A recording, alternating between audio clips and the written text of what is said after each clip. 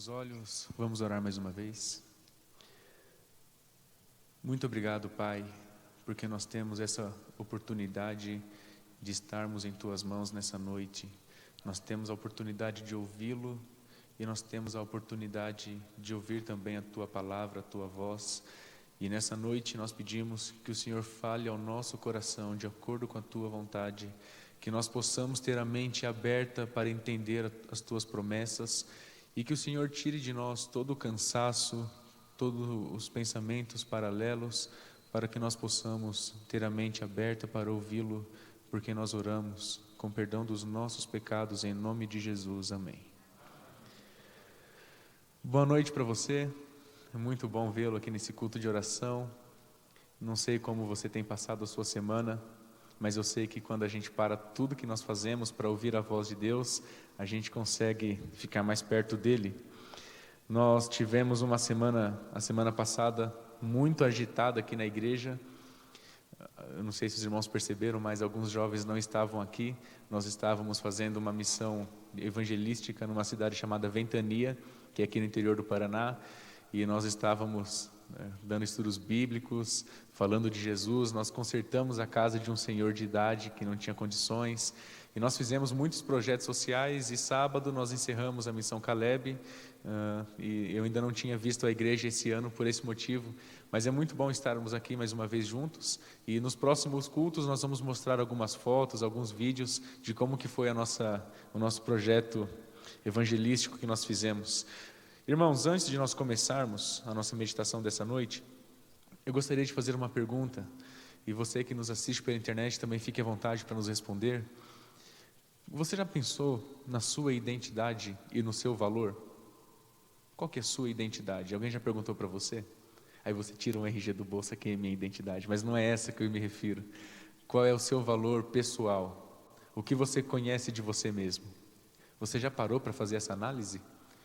Se eu perguntar para você nessa noite, quem é você? E você me responder assim, eu sou o João.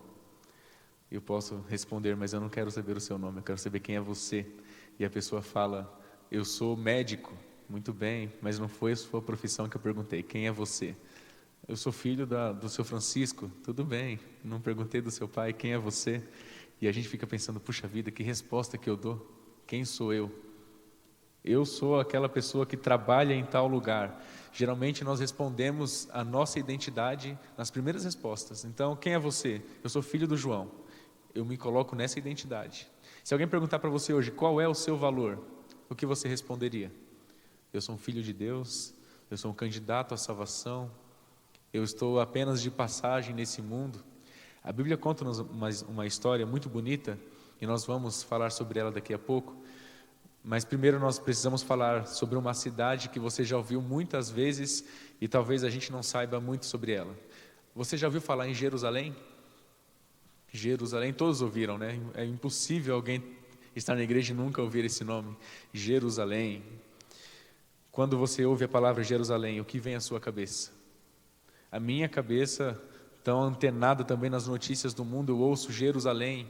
Talvez você pode pensar na faixa da Palestina, ali, aquela região inundada de tantas guerras e conflitos. Ou quando alguém fala Jerusalém, talvez eu pense, ou você pode pensar na Jerusalém que está no céu. Jerusalém. A Bíblia conta uma história, e nós vamos ler juntos, segundo livro de Samuel, no capítulo 7. A Bíblia fala um pouquinho sobre Jerusalém. E nós vamos entender o nosso valor a respeito de Jerusalém. Segundo livro de Samuel, no capítulo 7, nós vamos ler alguns versos que são importantes. O primeiro verso do capítulo 7. A minha versão diz assim: Sucedeu que, habitando o rei Davi em sua própria casa, e tendo o Senhor dado descanso de todos os seus inimigos em redor, disse o rei ao profeta Natã: Olha, eu moro em casa de cedros, e a arca de Deus se acha numa tenda. Disse Natã ao rei: Vai e faze tudo quanto está no teu coração, porque o Senhor é contigo. A Bíblia nos diz, irmãos, que em dado momento da vida do rei Davi, ele parou para analisar a casa em que ele morava. E por ser rei, ele morava num palácio que talvez fosse da melhor qualidade daquela época. A Bíblia fala que ele começou a observar as paredes da casa dele, o teto, a madeira da melhor qualidade, e ele falava assim: por que eu moro numa casa tão bonita e a arca da aliança de Deus fica numa tenda aqui, depois numa outra tenda? É injusto, porque ele é muito maior do que eu. Eu não posso morar numa casa dessa e deixar que Deus more num outro lugar. E a Bíblia fala que o profeta respondeu para ele: faze tudo o que está no seu coração. E aqui nós entendemos que o rei Davi começou a pensar em fazer uma casa para Deus. Basicamente isso, um santuário para Deus, um templo. Só que nós sabemos que Davi não fez o templo. Quem fez o templo foi Salomão. E Salomão que na verdade dedicou também aquele templo ali. E a Bíblia nos fala no verso 12 de 2 Samuel, no capítulo 7, Deus faz uma aliança com Davi. No momento em que Davi decidiu fazer uma casa para Deus, Deus fez uma aliança com Davi. E está em 2 Samuel 7, no verso 12 e no verso 13, a Bíblia diz assim na minha linguagem: quando os teus dias se cumprirem e descansares com os teus pais, então farei levantar depois de ti o teu descendente, que procederá de ti, e estabelecerei o seu reino. Esse edificará uma casa ao meu nome, e eu estabelecerei para sempre o trono do seu reino. A Bíblia fala assim: Davi, você quis fazer uma casa para mim, eu vou abençoá-lo, eu vou fazer uma aliança com você. Na sua família, o seu descendente, que era Salomão, eu vou estar no reino dele, e ele vai edificar uma casa para mim, e eu vou ficar morando com ele para sempre. Era basicamente isso que Deus respondeu para Davi. Quando nós passamos um pouco mais na Bíblia, agora em 1 Reis, no capítulo 8, quando nós passeamos um pouco mais na Bíblia, você pode abrir comigo, 1 Reis, capítulo 8, nós vimos aqui agora que depois que Salomão terminou toda a construção do templo que Davi tinha sonhado e planejado, Salomão faz uma oração dedicando aquele templo a Deus. Então ele preparou o templo, a casa da Arca da Aliança é colocada no templo e ele faz uma oração. 1 Reis, capítulo 8, no verso 27, 1 Reis 8, 27, a minha versão diz assim: mas de fato, habitaria Deus na terra? Eis que os céus e até o céu dos céus não te podem conter, quanto menos essa casa que eu edifiquei. Atenta, pois, para a oração do teu servo e para a sua súplica ao Senhor meu Deus, para ouvires o clamor e a oração que faz hoje o teu servo diante de ti. Irmãos, nós aprendemos o seguinte: quando o templo é feito em Jerusalém, Jerusalém agora passa a ter um senso de identidade. O povo de Deus, eles oravam todos virados para Jerusalém, porque eu sei que lá o Senhor está, porque na Bíblia está escrito que quando eu orasse olhando para Jerusalém, Deus me ouviria. Então, a partir de agora, eu vou orar virado para Jerusalém. Os irmãos lembram da história de Daniel? Por que Daniel foi preso e foi condenado? Porque Daniel orava a Deus. Mas a Bíblia fala que ele não simplesmente orava. A Bíblia fala que Daniel ia para sua casa, abria sua janela que ficava na direção de Jerusalém e orava virado para Jerusalém, pedindo o favor de Deus, as bênçãos de Deus. E ele assim o fazia porque ele entendia que Jerusalém agora tem um sinal de aliança, porque Deus está em Jerusalém. Mas agora, será que é preciso eu me ajoelhar e virar para Jerusalém que está aqui na terra para orar? Será que essa é uma condição para Deus me ouvir? Irmãos, Jerusalém que está na terra é uma Jerusalém que não é mais a Jerusalém bíblica. Mas o que nós aprendemos com isso? Quando nós formos orar a Deus, nós não devemos orar virado para os nossos problemas, abaixando a cabeça: oh meu Deus, tantos problemas eu tenho, eu não consigo encontrar a solução, eu tenho isso, eu tenho isso, eu tenho isso. A Bíblia nos ensina a orar virados para Jerusalém. Mas como nós vamos virar para Jerusalém? Basta levantar os olhos, nós estaremos virados para Jerusalém. Deus, eu sei que o Senhor vai vir me buscar, eu sei que o Senhor foi preparar uma casa para mim, eu tenho fé na Jerusalém que o Senhor está construindo. Aí sim a Bíblia fala que nós vamos alcançar o favor de Deus. Quando eu perguntei para você sobre o seu valor, eu esperava ouvir uma resposta parecida com essa, porque eu sei que o meu valor está no céu. A Bíblia conta uma história, nós não vamos ter tempo para ler nas páginas da Bíblia, mas a Bíblia nos diz uma história interessante. Há muito tempo atrás existia uma mulher chamada Raabe. Quem era Raabe? Era uma prostituta, muito bem. Além de prostituta, Raabe era pagã. Além de pagã, ela era pobre. E alguns teólogos afirmam que Raabe precisava vender verduras e legumes para conseguir manter um pouco da dignidade de uma vida. Ela era muito pobre, morava com seus pais, com seus parentes ali, tentava a vida vendendo legumes, não conseguia, então ela passou a vender o seu próprio corpo, além de cultuar outros e outros vários deuses. Naqueles dias Israel estava próximo de Jericó. E a Bíblia fala que depois que o povo de Israel chega de frente às muralhas de Jericó, a Bíblia fala que não tinha como o povo entrar naquela cidade, porque Jericó tinha uma muralha quase que impenetrável. A grossura de Jericó era tão grande, das muralhas de Jericó era tão grande, que alguns estudiosos afirmam que haviam casas construídas no topo dos muros, de tão espessos e grossos que eram aqueles muros. E a Bíblia fala que o povo então para na frente daquele muro, e como que nós vamos fazer para invadir essa cidade? Se a gente pegar martelos e pedras e bater na muralha, é muito tempo, eles vão nos atacar de volta, o que nós vamos fazer? Então 2 espiões são levados para dentro da cidade e eles começam a observar as coisas ali dentro. Mas acontece que quando eles estavam dentro daquela cidade, algo como a Polícia Federal de Jericó descobre que tem espias ali. Uma pergunta, só para os irmãos entenderem a profundidade desse assunto. Imagine vocês que 2 americanos vão para a Palestina, na região da Síria, e eles estão ali espionando todo o governo, todas as propostas. E agora imagine se os sírios descobrem aqueles 2 americanos ali. O que aconteceria com eles? Eu apenas posso conjecturar, mas é quase certo que eles não voltariam mais com vida para os Estados Unidos. Na verdade, eles nem voltariam, nem com vida ou sem vida, eles não voltariam mais. E aqueles espiões de Israel, infiltrados em Jericó, foram descobertos pela polícia, então começa uma perseguição, a Bíblia fala. E no meio dessa perseguição, uma mulher chamada Raabe, ela resolve abrir a porta da sua casa e ela abriga aqueles 2 espiões ali. E quando ela abriga aqueles dois homens, ela coloca eles rápido para algo como a laje da casa, no piso de cima da casa, ela coloca palha sobre eles e em seguida a polícia bate na porta dela, procurando os 2 homens e ela fala assim, olha, eles foram naquela direção, se vocês correrem dá tempo de vocês alcançá-los, eles não estão comigo, e os policiais vão embora. O que Raabe fez era uma mentira, mas a Bíblia não apoia essa conduta, mas na verdade o que Deus conta são as intenções. Eu não estou dizendo aqui que você pode mentir se você for bem intencionado, mas Deus acabou usando essa tragédia toda para transformar tudo em uma bênção no final. E a Bíblia nos ensina que Raabe arriscou sua vida para proteger aqueles 2 homens. O que os irmãos acham que aconteceria com Raabe se a polícia descobrisse que aqueles 2 homens estavam ali? Imagine.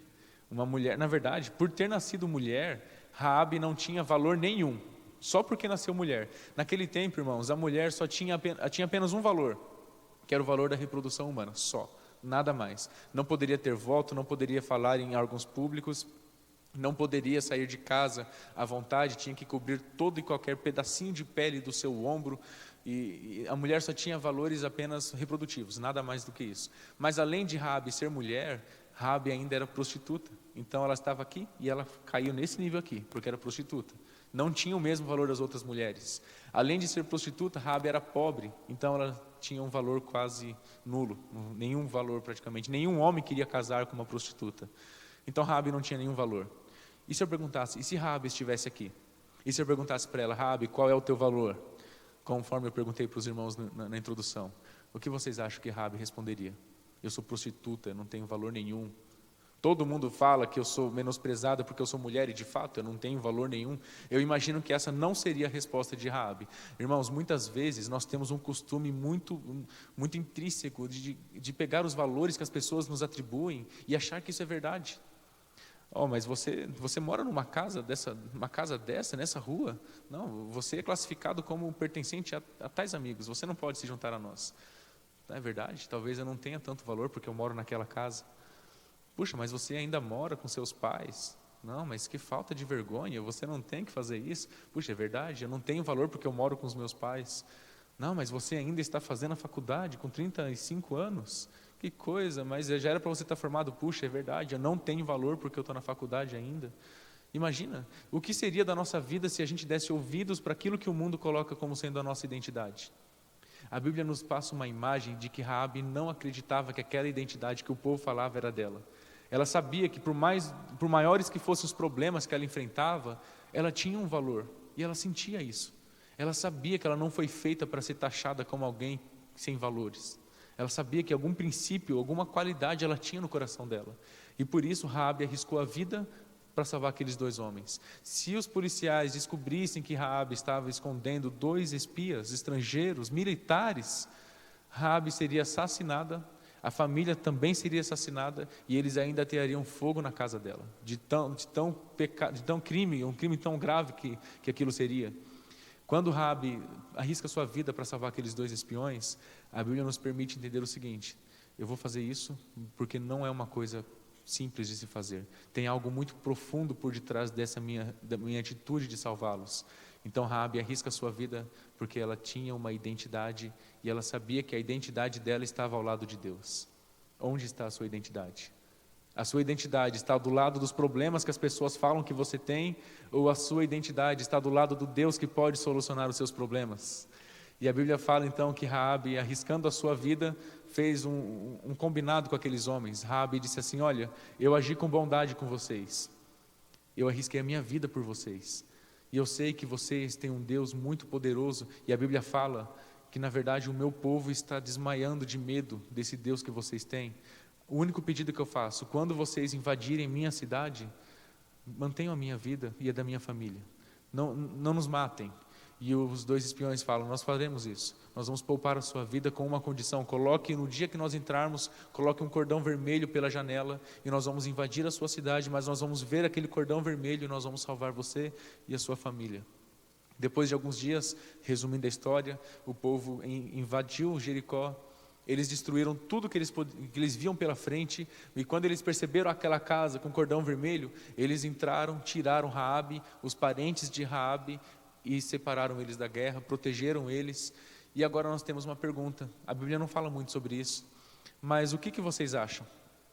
Depois que o povo de Israel retirou Raabe de Jericó e destruiu a cidade, qual foi a atitude do povo perante Raabe? O que o povo fez com Raabe? Porque o povo de Israel era um povo santo, Raabe era pagã. O povo de Israel, não haviam prostitutas em Israel, era crime, era pecado, e Raabe era prostituta. O povo de Israel tinha costumes nobres, era um povo de princípios, um povo da aliança de Deus, e Raabe estava muito longe disso. O que o povo de Israel fez? Raabe, você foi salva, agora você fica ali, no seu cantinho, vai atrás da sua vida, o nosso combinado era até aqui, nós salvamos você, você vai com Deus, tchau, vai fazer sua vida. Ou eles falaram: Raabe, agora que nós salvamos você, você é uma de nós. Se você quer fazer parte do nosso povo, você vai ter que agir como um de nós. Foi isso que o povo de Israel fez com Raabe. Eles não rejeitaram Raabe, pelo contrário, eles abriram os braços, abraçaram Raabe, e Raabe fez parte do povo de Israel. E a Bíblia tem um capítulo, nós já estamos encerrando, a Bíblia tem um capítulo muito bonito sobre a nossa identidade, que está no livro de Salmos. E nós vamos ler juntos, Salmos capítulo 87, nós vamos ler o que a Bíblia fala sobre a nossa identidade. Salmos capítulo 87, nós vamos ler a partir do 1º verso. A Bíblia, na verdade esse Salmos capítulo 87, ele foi feito pensando em Jerusalém, que é o nosso tema dessa noite.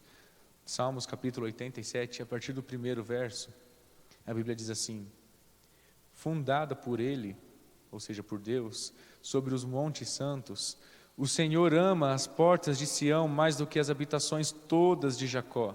Ou seja, portas de Sião é Jerusalém. Gloriosas coisas se tem dito de ti, cidade de Deus. Dentre os que me conhecem, farei menção de Raabe e da Babilônia. Eis aí Filístia e Tiro com Etiópia, lá nasceram.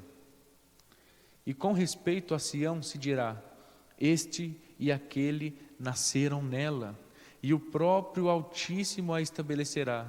E o verso 6, o Senhor, ao registrar os povos, dirá: este nasceu lá, nasceu em Jerusalém.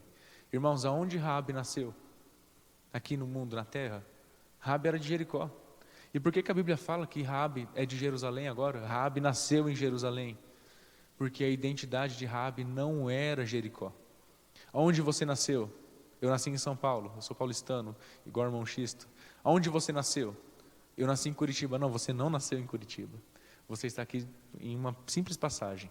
Você nasceu na Nova Jerusalém e é lá que você vai morar e é lá que você vai pertencer a essa cidade. A sua identidade não está aqui, a sua identidade está lá no céu. Você nunca pode perder de vista a sua identidade. O que acontece se os meus valores são os valores que o mundo me atribui?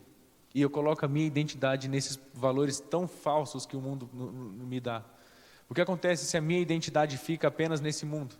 Quem é você? Eu não sei. Por que você está na igreja? Eu não sei. Nós não sabemos quem nós somos se nós não estamos com Deus. A Bíblia fala em Apocalipse que quando nós chegarmos ao céu, Deus vai nos dar uma pedrinha branca com o nosso novo nome. Você já ouviu falar sobre isso? Que quando nós chegarmos ao céu, nós teremos uma pedrinha branca com o nosso novo nome? Por que Deus se preocupa em nos dar um novo nome? Qual é o problema? O que tem de errado com o meu nome? O irmão Xisto até que tem um nome diferente, mas tem tantos nomes comuns. Por que nós vamos trocar o nosso nome? Porque quando nós chegarmos ao céu, Deus vai, naquela fila enorme que vai se formar na frente do portão do céu, Deus vai olhar um por um e vai falar assim: olha, bem-vindo ao céu, aqui você não é mais o seu João, essa não é a sua identidade. Aqui está o seu novo nome, aqui está a sua nova identidade. Você estava naquele lugar terrível, mas você não pertencia àquele lugar. E nós vamos passar uma vida eterna ao lado de Deus. É seu desejo passar essa vida ao lado de Deus? Você está feliz com a sua identidade nesse mundo? Está conformado? É legal sofrer desse jeito? É legal ter esses valores invertidos que a nossa sociedade tem? Ou você busca uma identidade maior, um valor maior?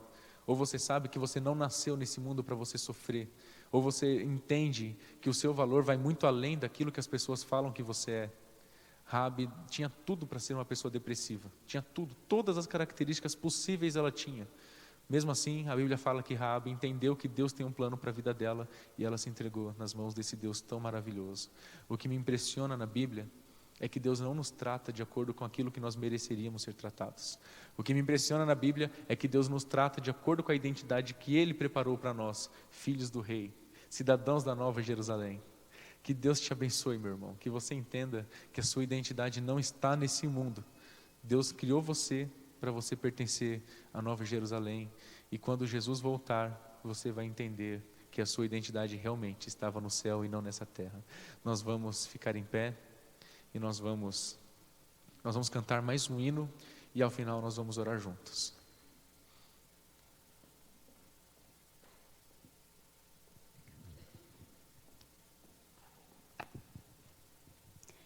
Então, o nosso lar não é aqui na terra, é bem longe daqui, muito além do sol. Vamos cantar o hino 551, muito além do sol. Tenha esperança, tenhamos essa esperança de um dia estarmos lá com Jesus.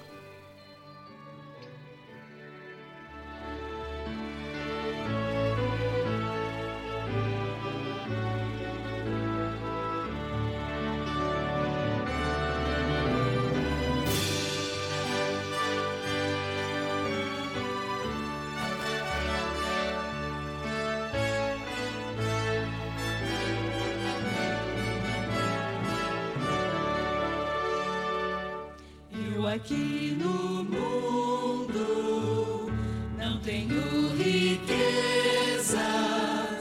mas sei que na glória eu terei mansão.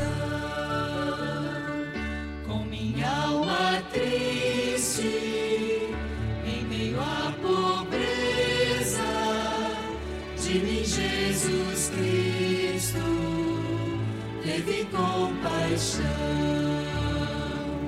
Muito além do sol, muito além do sol, está o meu lar, um belo lugar, muito além do sol, muito além do sol, muito além do sol, está o meu lar, um belo lugar, muito além do sol. Sempre pelo mundo eu vou caminhando, enfrentando lutas, prova e tentação. Mas Jesus, meu mestre, que me fortalece, vai levar-me a salvo, a real mansão. Muito além do sol, muito além do sol, está o meu lar, um belo lugar, muito além do sol. Muito além do sol, muito além do sol, está o meu lar, um belo lugar, muito além do sol. Vinde vós cansados, neste mundo escuro, Cristo vos concede plena salvação e também morada, feita não por homens. Quero oferecer-vos na eternal Sião. Muito além do sol, muito além do sol, está o meu lar, um belo lugar, muito além do sol.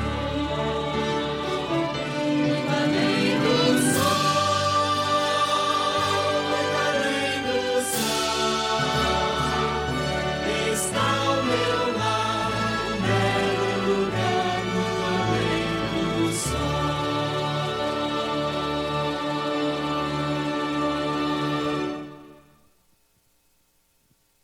Amém. Vamos orar, feche teus olhos. Muito obrigado, Pai, porque o nosso lar está muito além do sol. Muito obrigado porque nós fomos criados para a eternidade. Muito obrigado porque o Senhor preparou um lugar para nós na Nova Jerusalém. E muito obrigado porque essa não é a nossa identidade aqui na terra, a nossa identidade está na eternidade ao teu lado, Pai. Nós pedimos que o Senhor nos fortaleça para nós entendermos que nós não pertencemos a esse mundo. Nós fomos criados para ficar ao teu lado. E por mais que a gente sofra, e por mais que existam problemas, nesse momento nós entregamos a nossa vida em tuas mãos. E que o Senhor faça de nós pessoas novas, pessoas moldadas pelo teu Espírito. E que quando Jesus voltar, que nós possamos passar uma eternidade toda no céu, ao teu lado, onde nós então encontraremos a nossa nova identidade. Que nesse momento o Senhor nos leve em segurança para casa, que nada de mal nos aconteça, e que o Senhor continue no final dessa semana, porque nós entregamos a nossa vida em tuas mãos, e nós o fazemos em nome de Jesus. Amém. Amém.